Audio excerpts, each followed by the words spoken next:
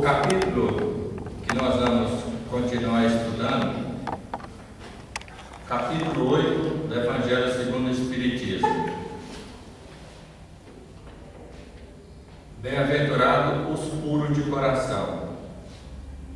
E dentro deste capítulo, sobrou para mim o subtítulo: Bem-aventurados aqueles que têm os olhos fechados.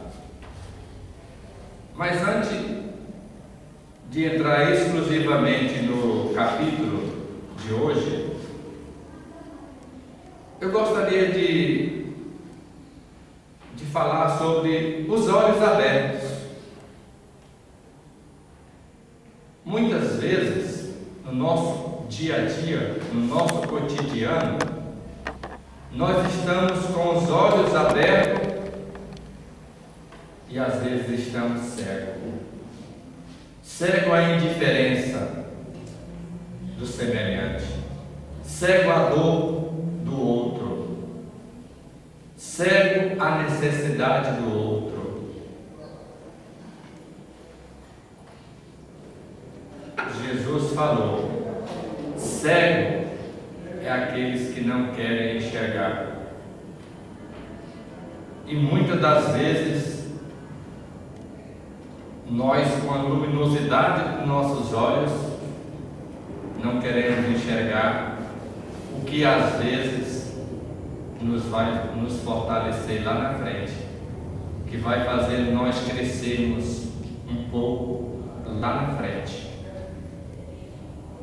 Porque a somatória dos dias é um após o outro. Eu costumo dizer: por mais que uma escada tenha vários degraus a ser subido, ninguém sobe todos de uma vez só. E a nossa evolução neste planeta é essa escada. Cada dia a gente tem que subir um degrau, tirando aquilo que nos faz o mal, tirando aquilo que nós, às vezes involuntariamente, fazemos o mal a alguém. Quantas das vezes nós não falamos a nós mesmos: olha, não queria, não era com essa intenção, não fiz com essa intenção, me desculpe se eu feri você. Porque quando a gente olha para os nossos defeitos, a gente enxerga. O difícil é a gente fazer isso, porque a gente quer estar sempre enxergando os defeitos dos outros. Mas quando a gente olha, e a gente vai ver que a gente também tem. Isso foi só para a gente fazer uma reflexão com os nossos olhos abertos e que às vezes eles estão fechados. Como o tema de hoje, bem-aventurados aqueles que têm os olhos fechados. Eu fiz aqui um escrito só para mim não me perder na história. A mensagem diz que ainda que os que são privados da visão deveriam considerar-se os bem-aventurados da expiação. E o Cristo disse: ser conveniente que seja arrancado um olho mau, mais valeria lançá-lo ao fogo do que deixar que seja causa de sua condenação. Olha, quem falou isso foi Jesus Cristo. Vem até sintetizar o que eu acabara de falar. O mal está dentro de nós, assim como o bem. Os nossos olhos abertos têm um valor imenso para nós. Imaginemos tudo que nós vamos fazer, primeiro os olhos verem. Os olhos é que estão vendo tudo que nós vamos fazer. de agradável ou de desagradável. O primeiro processo é a visão, depois chega no pensamento, depois chega nas nossas atitudes. Olha, interessante fazer este comparativo, né? A gente deveria fazer isso constantemente, essas reflexões, de ver o valor, a importância que é a nossa visão, porque dela vai depender todas as outras nossas atitudes. Eu quero me locomover para algum local, eu enxergo, apesar que, colocando um parêntese, tem muitas pessoas que não enxergam completamente e desenvolvem as suas atividades profissionais. Isso é só para comprovar o que eu acabara de falar. Eles só estão cegos na matéria, mas querem desenvolver um trabalho, querem ser úteis. E o Criador do universo deu a inteligência aos homens, principalmente aqueles pesquisadores que pesquisaram meios que chegassem a essas pessoas que não têm a visão, poderem desenvolver um trabalho e ser úteis na sociedade. Olha como é bacana, é muito importante. Outro item que me chamou muita atenção: quando uma aflição não encontra explicações em consequência dos atos da vida presente, deve-se procurar nas causas numa vida anterior. Quantas das vezes nós dizemos a nós mesmos: mas eu não mereço o que eu estou passando, meu Deus. Por que eu estou passando por isso? Eu não mereço. É muito sofrimento, é muita dor. O que é que eu fiz? Eu tenho 80 anos de idade, só fiz o bem até o presente momento. Que bom que você até o presente momento só fez o bem, nada que a tua consciência te acuse. Mas como diz este item, e as reencarnações que nós tivemos de outras vidas passadas, não contam? Não diz nada? Nenhum de nós, eu afirmo acho que de maneira até categoricamente, nenhum de nós, a começar por mim mesmo, estamos pisando neste planeta pela primeira vez. Mas como você afirma categoricamente, Divaldo? É só a gente olhando para a gente descobre que não está pisando neste planeta pela primeira vez. Quantos defeitos que a gente precisa arrancar de dentro de nós, assim como Jesus falou: se teu olho for motivo de escândalo, arranca-o. É melhor entrar no céu só com um olho do que ter os dois e ser lançado ao fogo.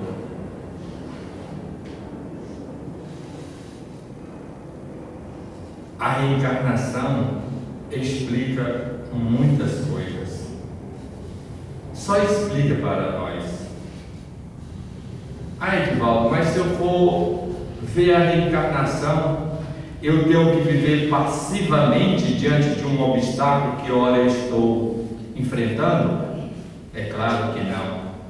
Se Deus deu o avanço ao homem a desenvolver cada vez mais condições melhores de subsistência do homem aqui neste planeta, é porque é para ele usufruir, mas usufruir de maneira sábia, com inteligência. Há 30, 40 anos atrás, as pessoas morriam de câncer. Não dizendo que hoje não morra mais, morrem, mas numa proporção bem menor do que há 30, 40 anos atrás. Porque chegou a tecnologia, chegou cada vez mais médico, mais imbuído nesta área especificamente. Chegou medicamentos cada vez mais eficazes. A gente só tem a agradecer a Deus constantemente. A gente não tem uma visão, digamos, mas tem outra. Olha, tem motivo para agradecer a Deus. Eu sempre digo, na minha vida pessoal, a gente não precisava nem pedir nada para Deus, porque Ele sabe todas as nossas necessidades, e tudo que vem para nós tem uma razão lógica de ser, e tem um porquê, e esse porquê tem resposta. Outro ponto que me chamou bastante atenção: a lei de causa e efeito, ou de ação e reação, é uma lei divina que rege todos os elementos que compõem o universo. Eu costumo fazer uma analogia na lei de ação e reação, semelhante ao agricultor, que numa determinada área ele planta arroz. Depois de um determinado tempo, será se ele vai colher abacaxi? Será se ele vai colher laranja? Logicamente que não. Jogando para nós, no decorrer de nossa vida, nós estamos plantando, mas às vezes nós não nos preocupamos com o que nós estamos plantando. Eu estou plantando arroz, eu vou colher arroz. Eu estou plantando abacaxi, eu vou colher abacaxi. Sintetizando, eu estou fazendo as coisas boas para o meu semelhante, que vai ser revestida para mim mesmo. Eu sempre digo, quando a gente ajuda alguém, o maior beneficiado é quem está praticando a ação. É o maior beneficiado, é quem pratica a ação. Um ponto, ele está em condições melhores, porque está tendo a oportunidade de ajudar e tem como ajudar.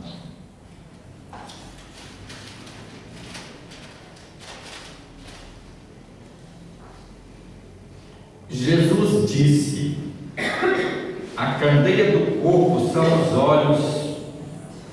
Se teus olhos forem bons, todo o teu corpo terá luz. Porém, se teus olhos forem maus, será tenebroso. Não é uma grande verdade o que eu acabei de falar há minutos atrás? Tudo que nós vamos fazer começa pelos olhos. E às vezes a gente não para pensar. Tudo começa pelos olhos.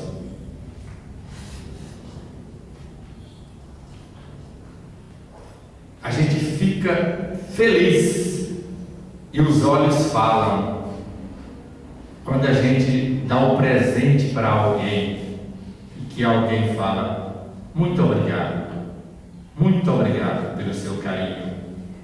A gente vê primeiro nos olhos da pessoa que deu aquele presente, e a gente vê nos olhos da pessoa que recebeu o tanto que faz a diferença.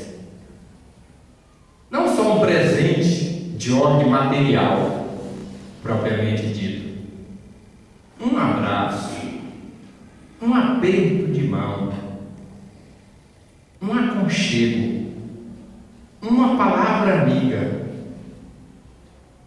tudo isso é ajuda e não tem preço. Por isso que eu sempre digo, às vezes nós não precisamos nada de ordem material propriamente dita que a gente possa pegar, para a gente ser útil a alguém.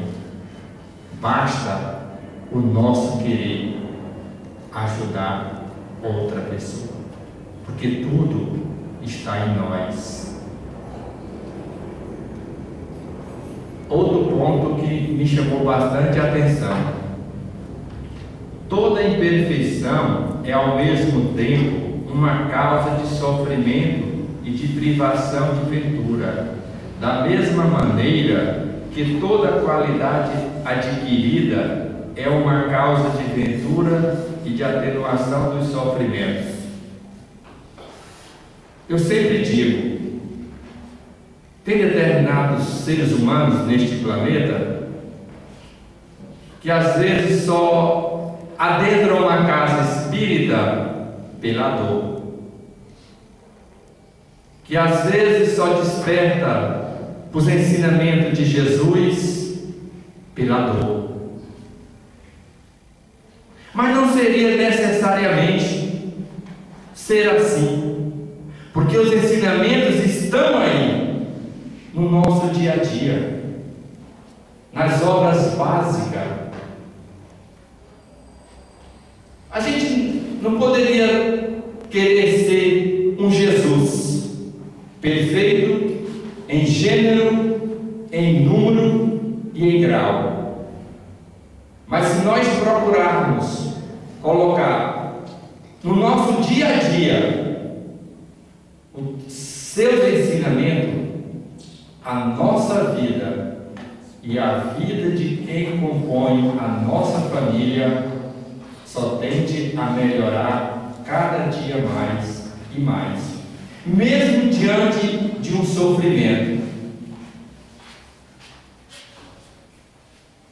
Porque tudo é aprendizado. Eu costumo dizer, nem todo bem é só bem, nem todo mal é só mal. Esses dias eu ouvi alguém dizer lá no Lar Maria de Madalena: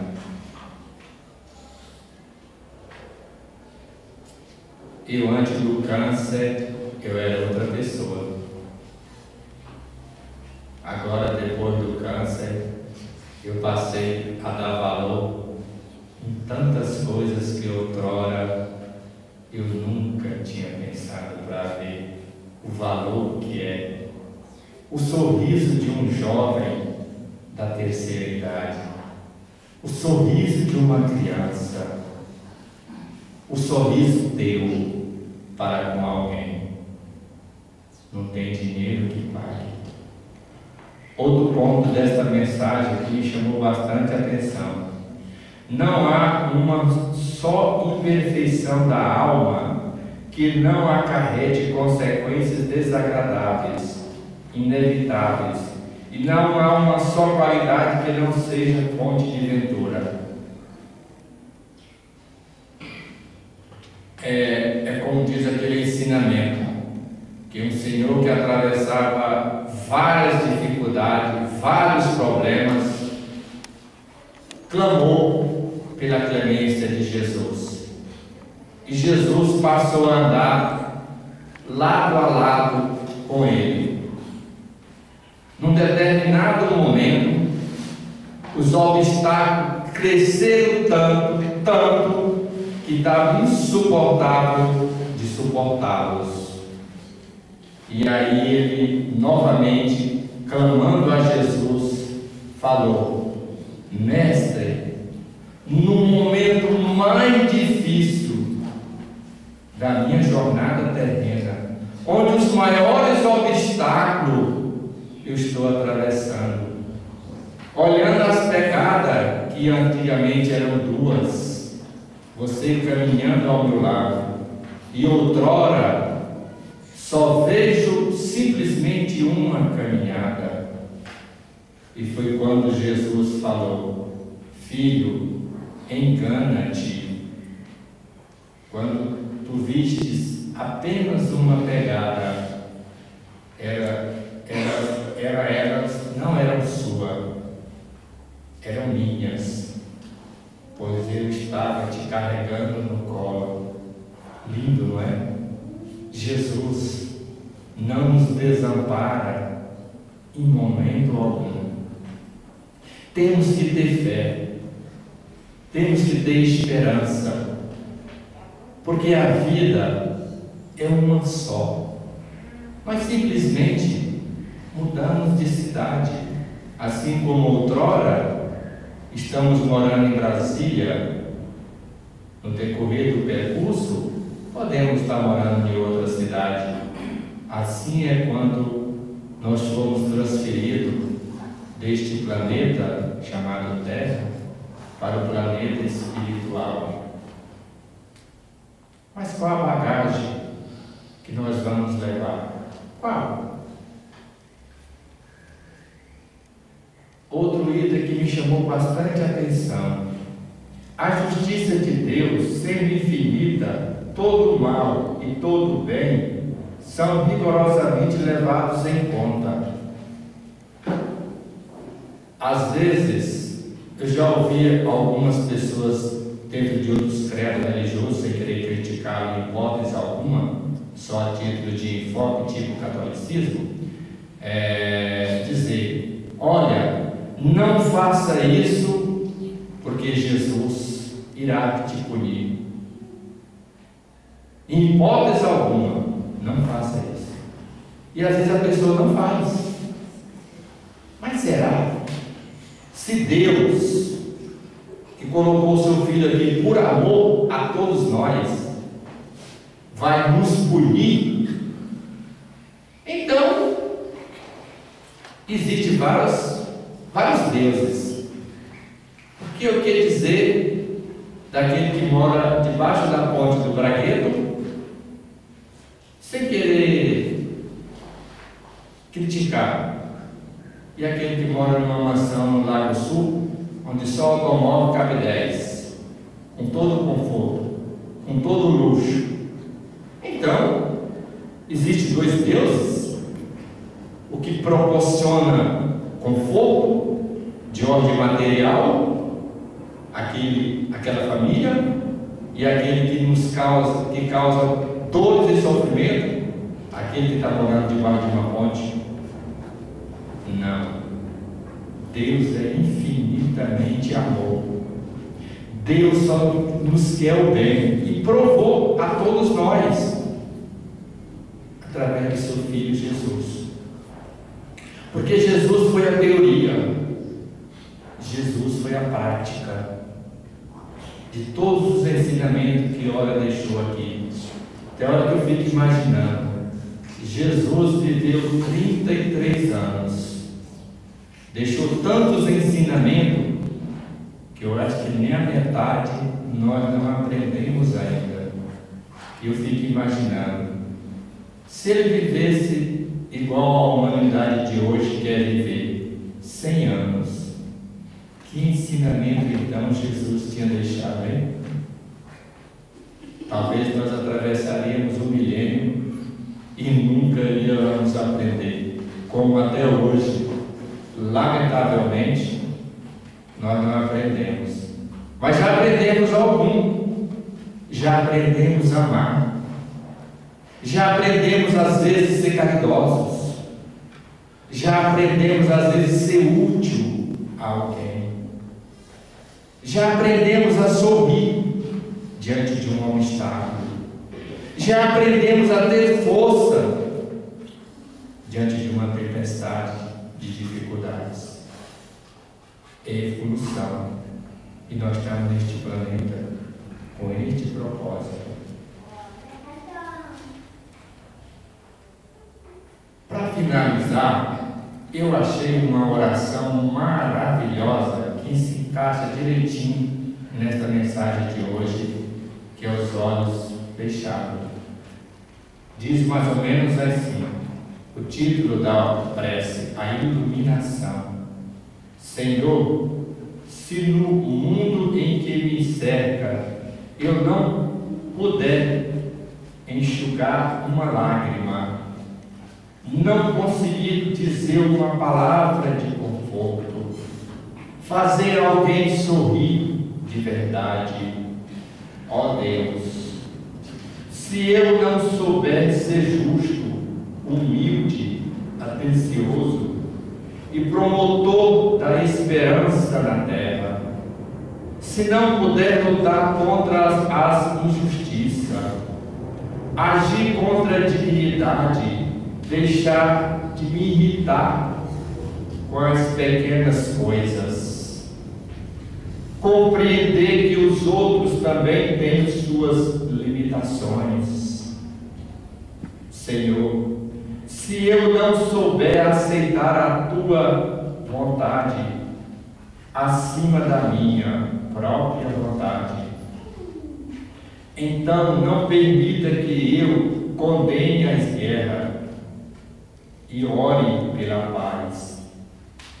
Não aceite a oferta que eu te oferecer, nem escute os meus constantes pedidos de socorro, mas quando vier te pedir perdão, ó Deus, perdoa-me por inteiro e lava meu coração no sangue da nova e eterna aliança.